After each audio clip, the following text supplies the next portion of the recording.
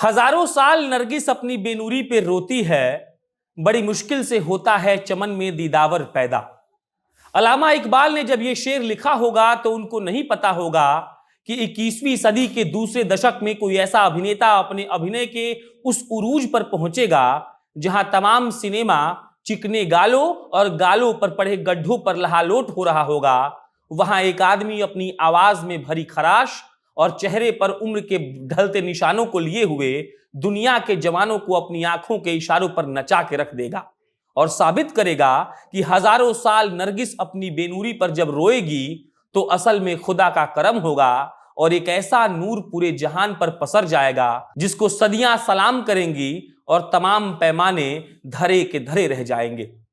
करीब करीब सिंगल में जब इरफान ये कहते हैं कि टोटल 3 बार इश्क किया और तीनों बार ऐसा इश्क मतलब जानलेवा इश्क, मतलब घनघोर हद पार, तो पता चलता है कि इश्क में डूबा हुआ आदमी कैसा दिखता है। संभवतः किसी लेखक को वो बुद्ध जैसा दिख सकता है, किसी चिंतक को उसमें कृष्ण दिख सकते हैं, किसी को कुछ भी दिख सकता है, लेकिन हमको इरफान दिखते हैं। क्या करें, इरफान ने कुछ इस कदर अपनी सरगोशी में हमको समेट लिया था। उस डायलॉग से अब इरफान के जाने के कितने दिनों बाद भी हमारा दिल इस बात की इजाजत नहीं देता है कि इरफान चले गए हैं। मैं इरफान की शान में कसीदे नहीं पढ़ रहा हूं, ये वो इरफान हैं जो मेरे हिस्से आए और कभी नहीं गए। जब दोस्त बैठ करके दुनिया के तमाम रियलिस्टिक एक्टर्स की बात करते हैं और उनमें हॉलीवुड के तमाम नामों की भीड़ होती है, तब भी मैं इरफान पर टिका रहता हूं। हैदर में जब इरफान ने एक अजीब सी बेपरवाही का लिबास ओढ़े लाफानी बनकर कहा कि दरिया भी मैं, दरख्त भी मैं, झेलम भी मैं, चिनार भी मैं, दैर भी हूं, हरम भी हूं, मैं था, मैं हूं, मैं रहूंगा, तो यूं लगा कि सारी दुनिया सिमट के इरफान के भीतर आ गई है। और आए भी क्यों ना, जब चश्मा इतना बड़ा हो कि सारी दुनिया के समुद्रों की प्यास बुझा सके तो देर सबेर आना ही है सबको, सो दुनिया जहां की क्या बिसात। बीहड़ में बागी पैदा होते हैं, डकैत मिलते हैं पार्लियामेंट में।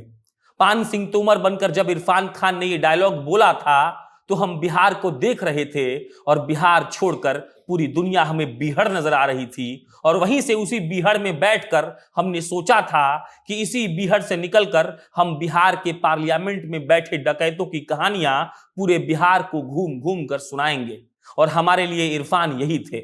इरफान को आज देखना रात की आखिरी सिगरेट पीने जैसा है, जिसको पीते हुए ये पता है कि ये आखिरी सिगरेट है और आज की रात इसके बाद कोई और कश गले के भीतर नहीं जाएगा, लेकिन हम आखिरी कश तक उसको जिए थे और उसके बाद की तन्हाई को शौक से गले से भी लगाते हैं। इरफान वो दरख्त हैं जिन्हें हम रेल की खिड़कियों से देखते हैं गुजरते हुए और हमें लगता है कि ये दरख्त भी चल रहे हैं, लेकिन असलियत में वो दरख्त जो हमें चलता हुआ नजर आ रहा था वो कहीं ठहरा हुआ है। और वो दरख्त जब किसी अवार्ड शो में पहुंचता है और किसी अभिनेत्री से हाथ मिलाते वक्त उसके मुंह से सिगरेट की गंध आ जाती है तो अभिनेत्री कहती है कि इरफान आप सिगरेट पीना कम कर दो, तो इरफान कहते हैं कि मैडम मैं आजकल सिगरेट के फ्लेवर वाला डियो लगाता हूं। हमको एक ही फ्रेम में रुलाकर, हंसाकर और सोचने में मजबूर और मशगूल करके भारत मुनि के नाट्य शास्त्र में जिस आंगिक भाव का वर्णन है उसे घोट कर पिया था इरफान खान ने। इरफान कहीं दूर सिगरेट के धुएं के साथ अपने उस तमाम काम को अलविदा कह देते हैं जिस पर हम कई दुनियाओं में बातें कर सकते हैं, और वो एक बार कस के अपनी लट्टू जैसी नजरों से नजारों को देखकर उन पर एहसान करते हैं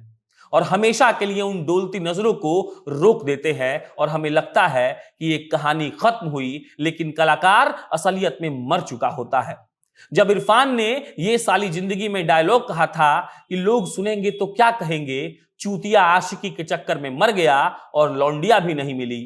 कहने को ऐसा लग रहा होगा कि इस डायलॉग में गाली है, लेकिन इंद्रजीत प्रताप सिंह कहता है ना, हमारी तो गाली पर भी ताली पड़ती है और हमारे इरफान को तो 7 खून माफ है। जब ये कह देता है कि एक बार तो यूं होगा, थोड़ा सा सुकून होगा, ना दिल में कसक होगी, ना सर में जुनून होगा। इरफान दुनिया के तमाम जुनूनों के बीच थोड़ा सा सुकून है और वो ये मानता है कि किस्मत की एक खास बात होती है कि वो पलटती है, और इसी यकीन के साथ वो कह देता है कि मोहब्बत है इसीलिए तो जाने दिया, जिद होती तो बाहों में होती। और इरफान ने बस ऐसे ही शौकिया अंदाज में या लड़कपन में ये नहीं कहा था। याद करिए कि जब उसने ये कहा था कि the key to a happy life is to accept you are never actually in control. Irfan दरअसल वक्त के साथ इतने बड़े हो रहे थे कि उनके छुपने की जगह कम पड़ने लगी थी।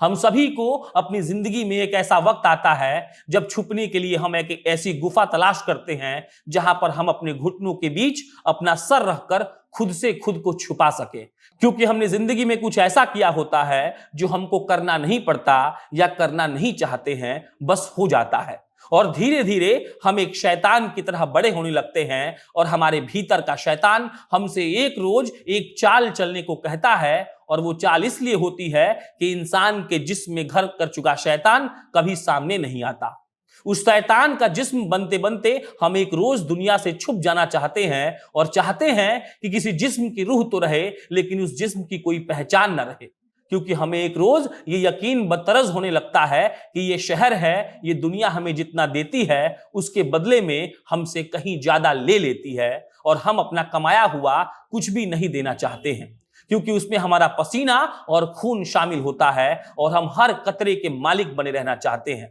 लेकिन असलियत उससे कहीं बहुत दूर होती है और हम एक रोज मदारी जैसा महसूस करने लगते हैं। खोने और पाने के जिद के बीच हमारे भीतर, कहीं बहुत भीतर, ये बात हमेशा के लिए ठहर जाती है कि तुम मेरी दुनिया छीनोगे, मैं तुम्हारी दुनिया में घुस जाऊंगा। और हमारी ये जिद जब हम पर कस के हावी हो जाती है और हमको इसका एहसास बंद हो जाता है कि डेथ और शिट किसी को कहीं भी कभी भी आ सकती है। इरफान हमारे बीच नहीं है, लेकिन उनकी यादें, उनकी बड़ी आंखें और वो गाना कि वो जो था ख्वाब सा क्या कहे जाने दे, हमारे जहन में कहीं भीतर बैठा हुआ है और ये कह रहा है कि जब जब रियलिस्टिक एक्टर्स की बात होगी, इरफान का नाम स्वर्ण अक्षरों में पहली पंक्ति में लिखा जाएगा। इरफान, हम आपको बहुत याद करते हैं और आशा करते हैं कि जब आप उस इंडस्ट्री को देखते होंगे जिसको आपने सींचा है तो आपको गर्व महसूस होता होगा। धन्यवाद।